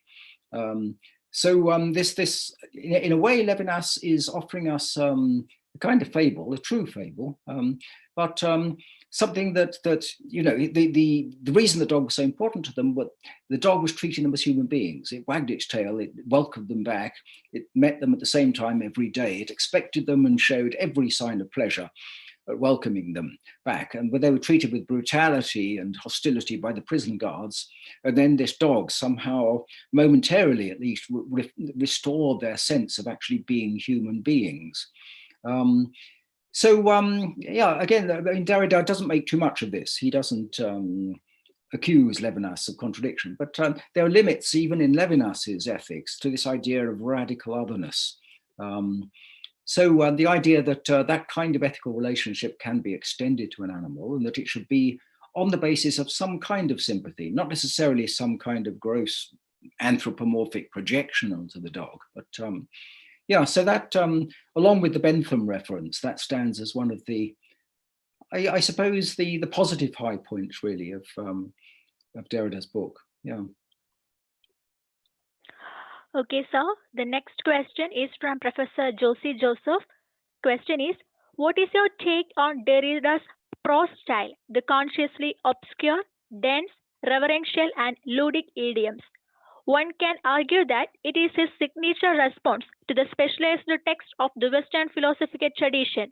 But why sustain it even while we're talking about more general concerns such as democracy, hospitality, gifts, animal life, etc.? I'm really sorry, but I think your microphone is distorting slightly because it's sort of ringing at this end. There's kind of resonance in it, and I can't hear very clearly what you're saying. I'm sorry about that. It may be my hearing is not so good. Oh, sorry, sir. I will make it clear. No, it's not. It's not your fault. I think it's either the system or my hearing. Is it possible? I will repeat the question, sir. Thank you very much. I'm really sorry about that. The next question is from Josie Joseph.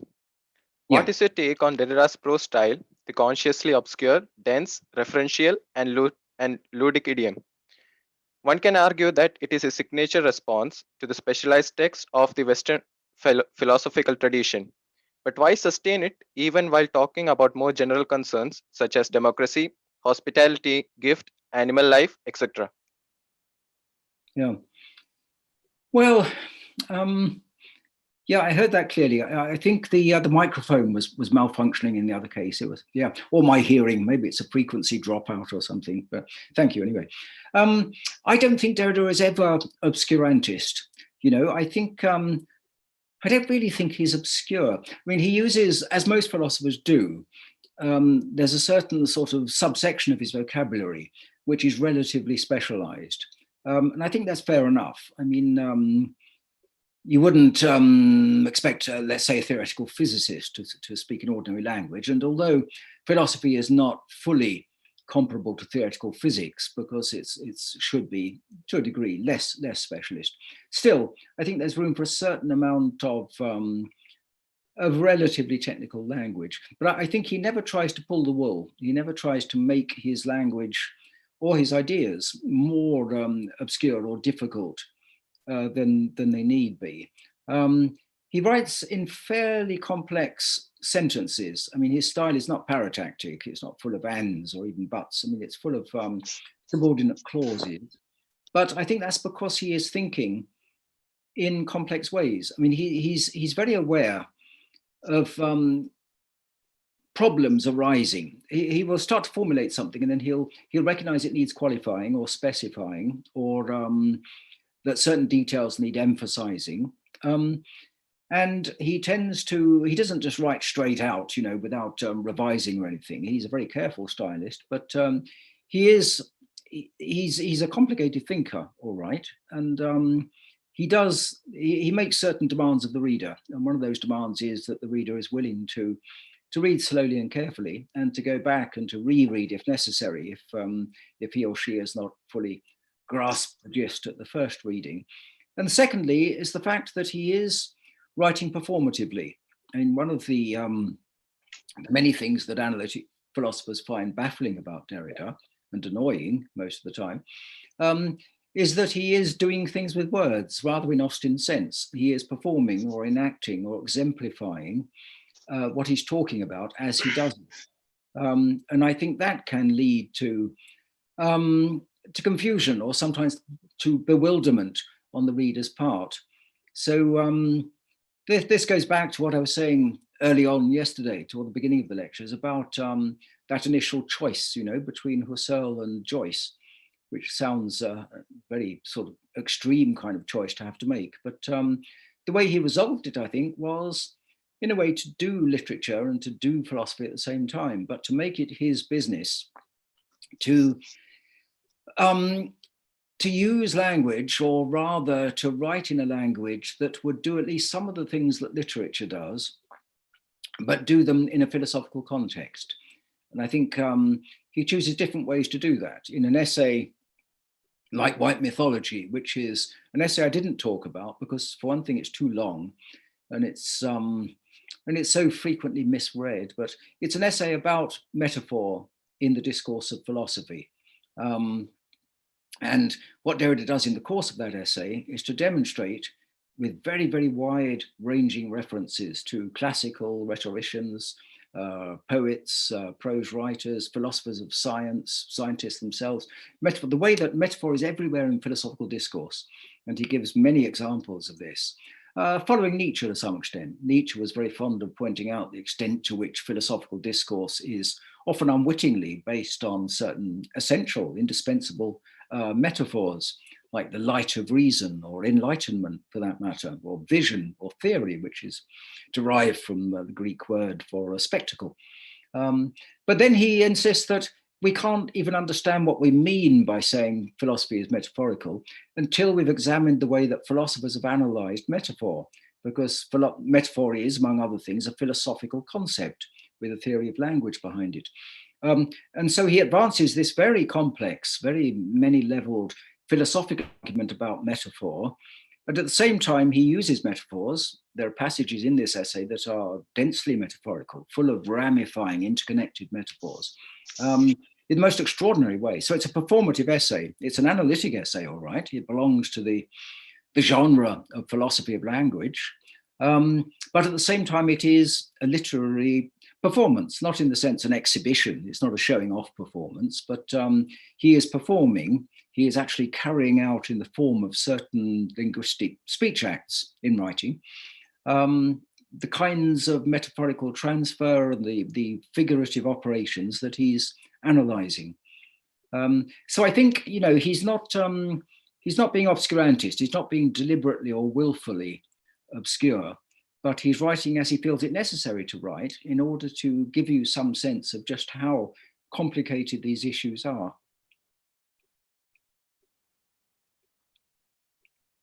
Thank you, sir. The next question is from Professor P.J. Thomas. It said Derrida was just a reader of text, and it was Gayatri Spivak who politicized his reading.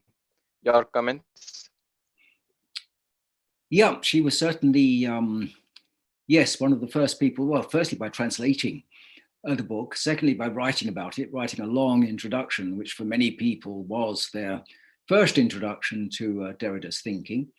And she certainly was largely responsible for introducing his ideas, circulating them, placing them very explicitly in a political context.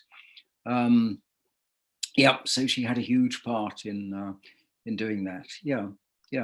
But I think she'd be the first to say that she also has a reputation and a large body of work and a very widespread influence, quite apart from her work in introducing Derrida. But yeah, that's true.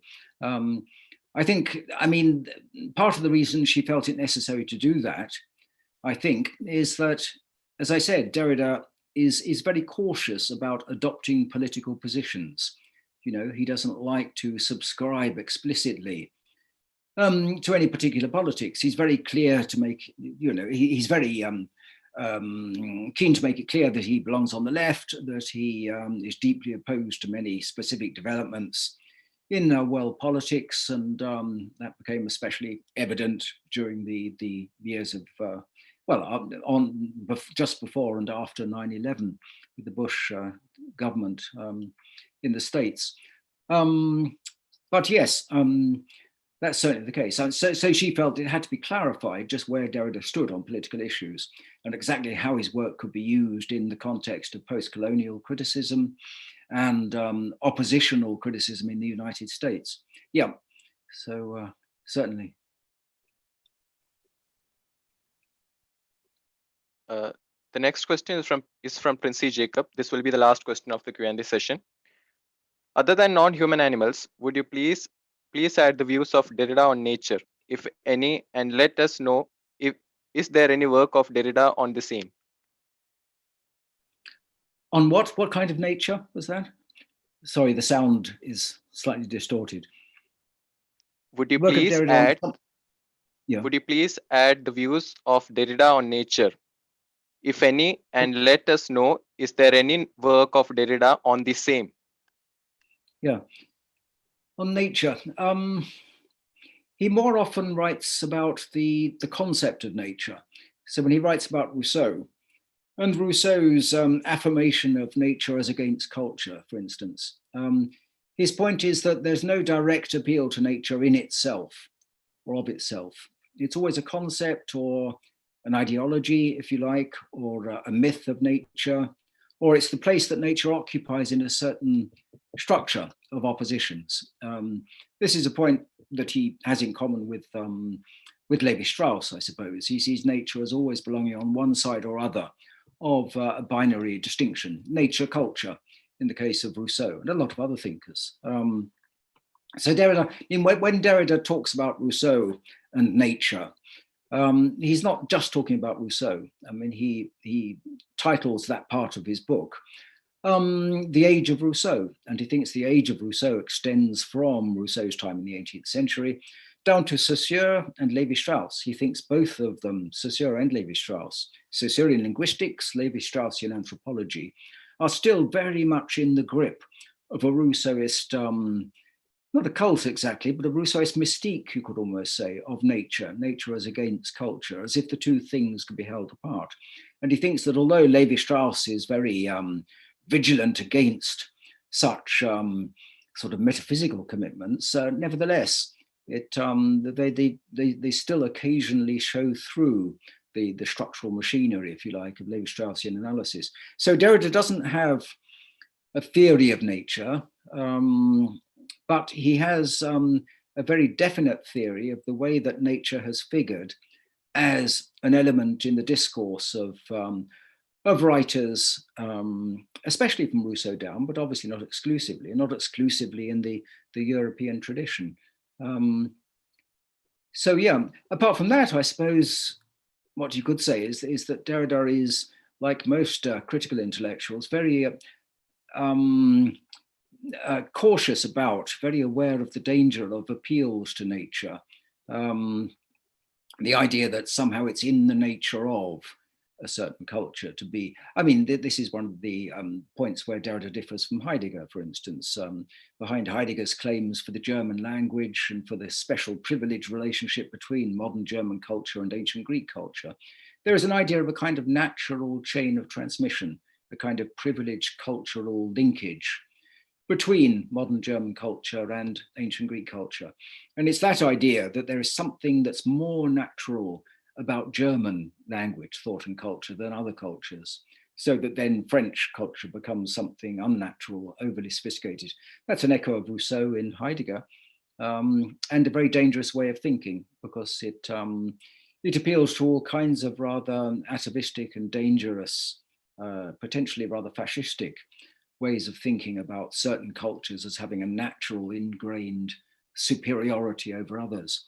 So he's mistrustful of appeals to nature, but he has no, I mean, you could say he's content to leave nature to the natural scientists as far as, or to the nature poets and for those who love nature or know about nature. But so far as he's concerned, really, it's the uses of techniques of naturalization that can be dangerous if they spill over into cultural politics, especially nationalistic cultural politics.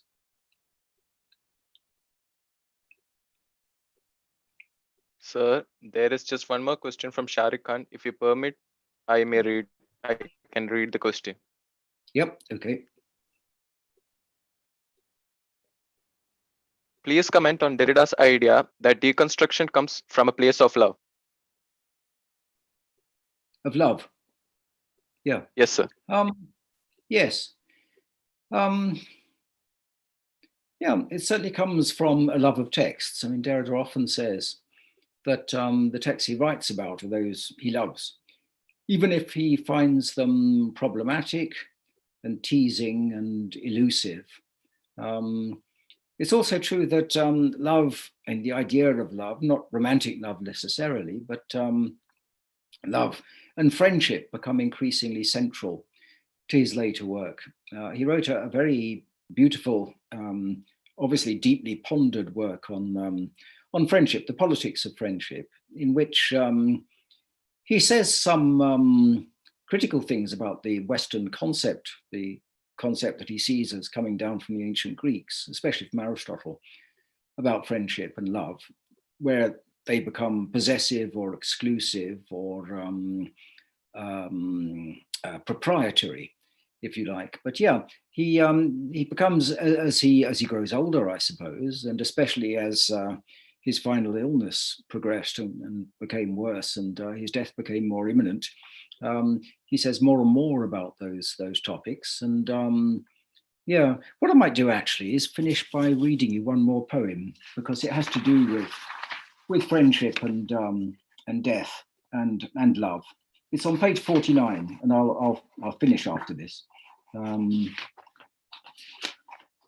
Yeah, friendship and death. He says in The Politics of Friendship, this book, which also has to do with love, so I'm not dodging the question. Here again, the difference between the effective and the virtual, between mourning and its possibility, seems fragile and porous. The anguished apprehension of mourning, without which the act of friendship would not spring forth in its very energy, insinuates itself a priori and anticipates itself. It haunts and plunges the friend before mourning into mourning. Of course, in his later work, I mean, Derrida writes more and more tributes to dead friends, colleagues, funeral orations, speeches, commemorative addresses, and that kind of thing, as people in his generation died off, some of them well before their time. So I'll read the poem. Your death or mine, all life bonds have an end. Survive entails outlive, you, me, you. A quitclaim deed at best, the title friend. Why think survival interests can't extend beyond the unit self to friendships too? Your death or mine, all life bonds have an end. The morning starts, the obsequies impend from the first absence that gives grief its cue. A quitclaim deed at best, the title friend. Always the thought, those intervals we spend apart are lined with one-way signs all through. Your death or mine, all life bonds have an end. Not that it's always death they must portend, those missing dates, but still the gist holds true. A quitclaim deed at best, the title friend. Too easily we say, such ties transcend whatever harm the death of one may do. Your death or mine, all life bonds have an end.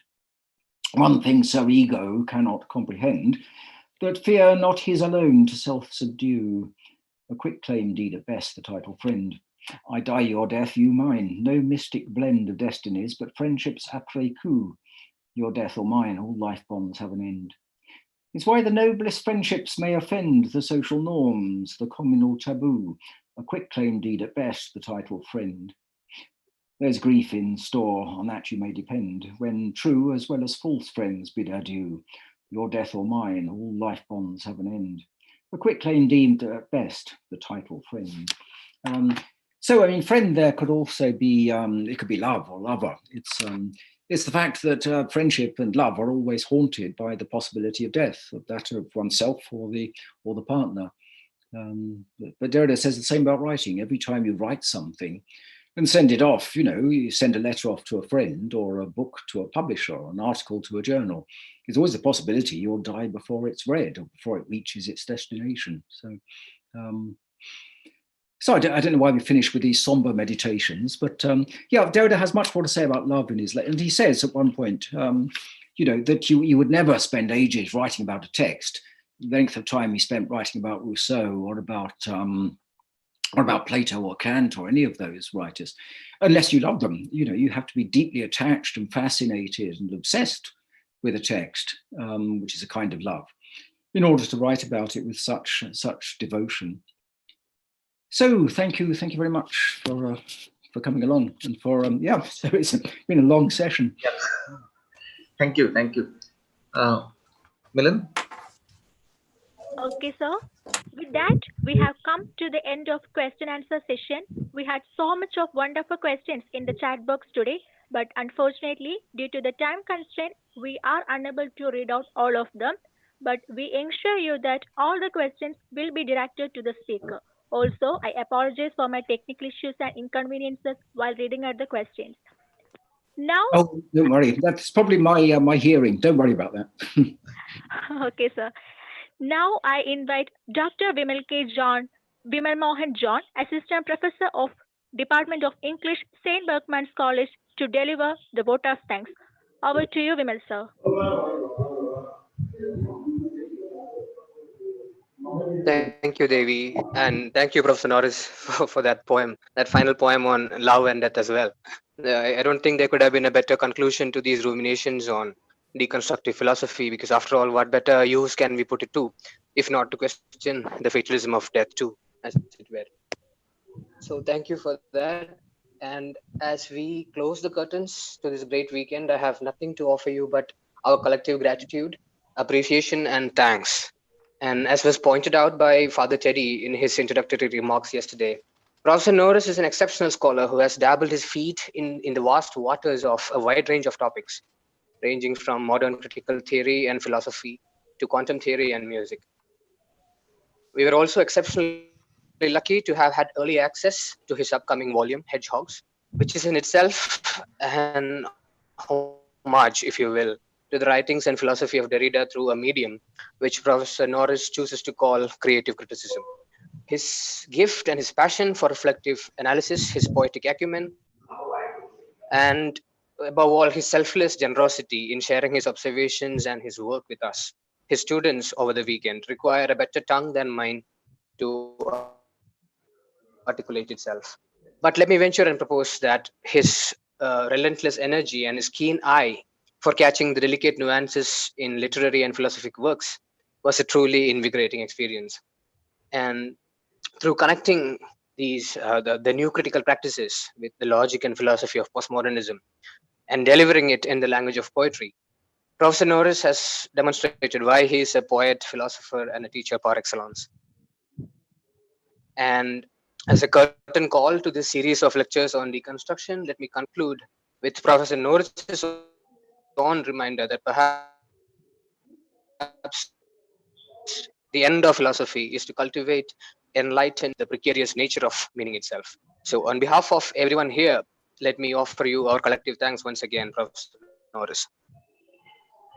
Thank you. Thank you very much. I've enjoyed it. Yes, thank you for the invitation. It's been great. Yeah, I'm amazed that you can listen for such a length of time. It's easier to talk than to listen, actually, for a long stretch of time like that. So thank you for turning up. And yes, hope to meet you My all thanks. again. Yes, thank you, sir. And my thanks also to Professor Rebecca Humphreys from UWTSD for co-hosting this event with us. The director of the program, Professor Nathan Verghese, Professor Thomas, the head of the department here at SP, and indeed all the wonderful people whose participation, whose passion and commitment has enabled this autumn school. We will now reconvene on the 13th of November when Professor John Rakakis from the University of Stirling in Scotland will talk to us on Hamlet, Othello, and the language of revenge. So thank you so much, and good day and good night. Thank you. Thank you, everyone. Bye. Thank Bye. you. Bye. Bye. Thank you, sir. We have come to the end of today's lecture. We thank Dr. Christopher Norris for joining with us and providing us with useful insights on the topic Derrida and Deconstruction. Sir, it was a pleasure to have you with us for these 2 days. We look forward to more lectures from you in the near future. And we also welcome you to SP College campus as normalcy returns after the pandemic. Yes. I thank you all for your presence and active participation throughout the session. The feedback form is posted in the chat box. Please fill in your details accurately as your recertificates will be issued with the information provided in these feedback forms. Thank you so much. Yes. Thank you, Bye. Professor Norris. Thank you so much.